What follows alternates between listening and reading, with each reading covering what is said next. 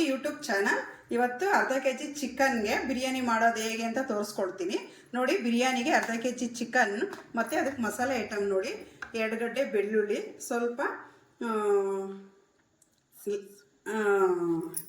ಗಸಗಸೆ, ಚಕ್ಕೆ ಲವಂಗ, ಶುಂಠಿ, ಸ್ವಲ್ಪ ಕೊಬ್ಬರಿ ಮತ್ತು ಕೊತ್ತಂಬರಿ ಇಷ್ಟು ನಾವು ಪೇಸ್ಟ್ ಮಾಡ್ಕೊಳ್ಳೋಣ. ಅರ್ಧ ಕೆಜಿ ಚಿಕನ್ಗೆ ನಾನು ಮೊದಲೇ ಅರ್ಧ ಕೆಜಿ ಅಕ್ಕಿ ತೊಗೊಂಡಿದ್ದೆ. ಅದನ್ನು ಅನ್ನ ಮಾಡ್ಕೊಬೇಡ. ಅದಕ್ಕೆ ಸ್ವಲ್ಪ ಕೇಸರಿ ಹಾಕ್ಕೊಳ್ಳೋಣ, ಟೇಸ್ಟ್ ಚೆನ್ನಾಗಿರುತ್ತೆ. ಸ್ವಲ್ಪ ಉಪ್ಪು ಸ್ವಲ್ಪ ಹಾಕ್ಕೊಳ್ಳೋಣ. ನೀರು ಹಾಕ್ಕೊಳ್ಳೋಣ ನೋಡಿ. ಒಂದು ವಿಸಿಲ್ಗೆ ಇಡೋಣ ಸಾಕು. ಒಂದು ವಿಸಿಲ್ಗೆ ಹೋಗಿದ್ರೆ ಸಾಕು ನೋಡಿ. ಒಗ್ಗರಣೆಗೆ ರೆಡಿ ಮಾಡ್ಕೊಳ್ಳೋಣ. ಕೇಸರಿ, ಸ್ಟಾರು, ಎಲೆ, ಮೊಗ್ಗು ಮತ್ತು ಕಲ್ಲು ಹೂವು, ಟೇಸ್ಟ್ ಪೌಡರ್, ಸ್ವಲ್ಪ ಇದು ಓಂಕಾಳು, ಮೆಂತೆ, 2 ದೊಡ್ಡ ಟೊಮೊಟೊ ಹಚ್ಕೊಳ್ಳೋಣ. 2 ಈರುಳ್ಳಿ ಮೀಡಿಯಮ್ ಸೈಜು, ಖಾರದ ಪುಡಿ, ಧನಿಯಾ ಪುಡಿ, ಮೊಸರು, ಮೊಟ್ಟೆ, ನಿಂಬೆಹಣ್ಣು, ಗರಂ ಮಸಾಲ, ತುಪ್ಪ 4 ಸ್ಪೂನ್ನಷ್ಟು ತುಪ್ಪ ಬೇಕು.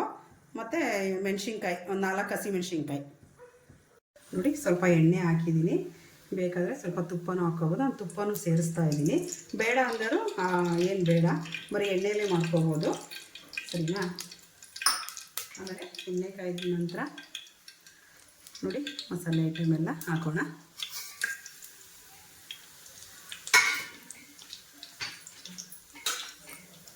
ಸ್ವಲ್ಪ ಒಂದು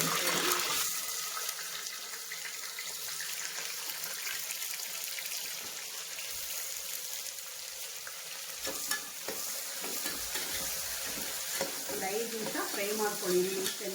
ಚೆನ್ನಾಗಿ ಫ್ರೈ ಆಗಲಿ. ಈ ಥರ ಆಮೇಲೆ ಮೆಣಸಿನ್ಕಾಯಿ ಹಾಕ್ಕೊಳ್ಳಿ,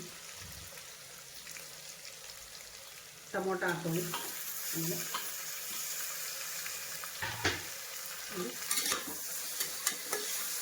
ಸ್ವಲ್ಪ ಬೆಂದಿರೋದೆ ಈರುಳ್ಳಿ, ಟೊಮೊಟೊ, ಮೆಣಸಿನ್ಕಾಯಿ ಎಲ್ಲ ಸ್ವಲ್ಪ ಬೆಂದಾದ್ಮೇಲೆ ಚಿಕನ್ ಹಾಕ್ಕೊಳ್ಳೋಣ.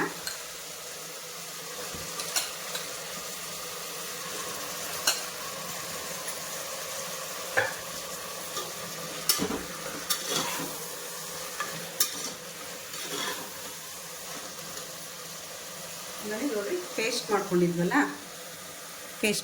ಅದು ಹಾಕೋಣ.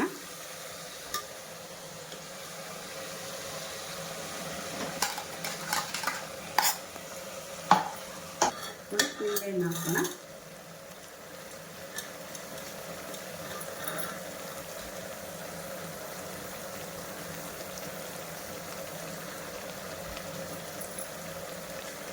ಧನಿಯಾ ಪೌಡ್ರ್ ಹಾಕೋಣ.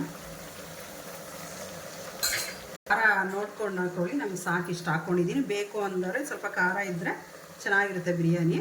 ಖಾರದ ಪುಡಿ ಹಾಕ್ತಾಯಿದ್ದೀನಿ. ಮತ್ತು ಮೊಟ್ಟೆ ನೋಡಿ, ಒಂದು ಮೊಟ್ಟೆ ಹಾಕಿದ್ರೆ ಟೇಸ್ಟ್ ತುಂಬ ಚೆನ್ನಾಗಿರುತ್ತೆ.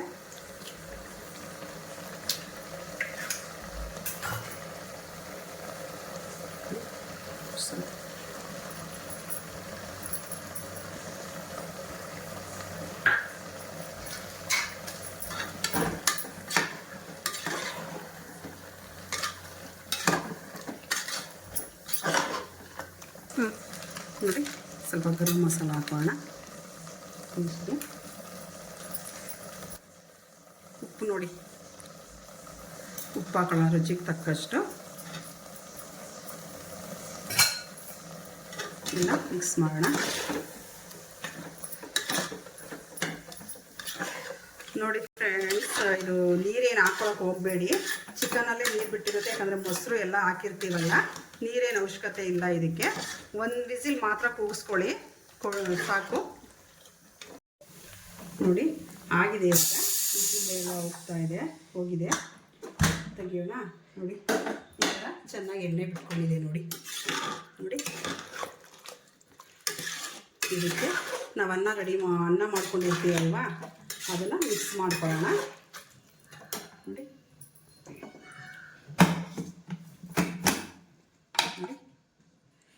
ಈ ಥರ ಅನ್ನ ಆಗಿದೆ ನೋಡಿ. ಈ ಥರ ಕೇಸರಿಯಾಗಿ ಅನ್ನ ಮಾಡ್ಕೊಂಡಿದ್ವಲ್ವ, ಈ ಥರ ಮಿಕ್ಸ್ ಮಾಡ್ಕೊಂಡ್ರೆ ಚೆನ್ನಾಗಿರುತ್ತೆ. ಟೇಸ್ಟ್, ಕಲರು ಚೆನ್ನಾಗಿ ಕಾಣಿಸುತ್ತೆ ನೋಡಿ. ಮಿಕ್ಸ್ ಮಾಡ್ಕೊಳ್ಳೋಣ. ಗೊಜ್ಜು ಥರ ಮಾಡ್ಕೊಂಡಿದ್ವಿ ಅಲ್ವಾ ನಾವು, ಅದಕ್ಕೆ ಅನ್ನ ಮಿಕ್ಸ್ ಮಾಡ್ಕೊಳ್ಳೋಣ.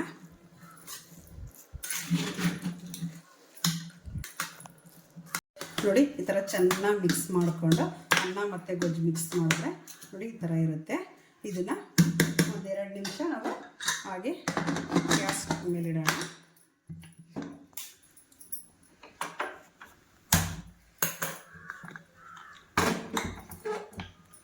ಒಂದೆರಡು ನಿಮಿಷ ಸಾಕು.